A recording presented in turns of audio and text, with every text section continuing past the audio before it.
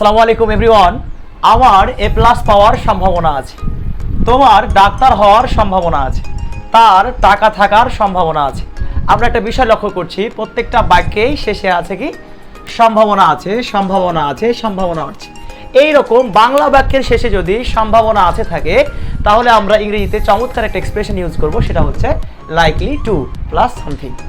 আমরা যদি আমরা এই প্রথম বাক্যটার অনুবাদ করি, আমার এ প্লাস পাওয়ার সম্ভাবনা আছে, তাহলে ইংলিশটা হবে আই অ্যাম লাইকলি টু, এখানে ভার্ব কি পাওয়া, get, to get A plus.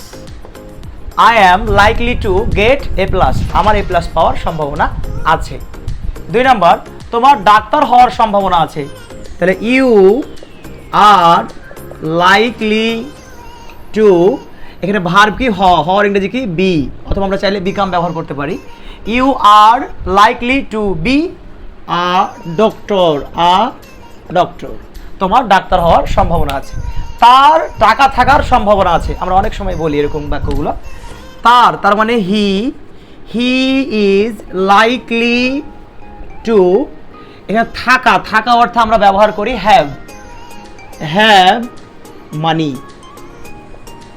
তাহলে আমরা বুঝতে পারলাম he is likely to have money, তার টাকা থাকার সম্ভাবনা আছে। তাহলে আমরা কোনো কিছু সম্ভাবনা আছে অর্থে আমরা লাইকলি টু ব্যবহার করতে পারি।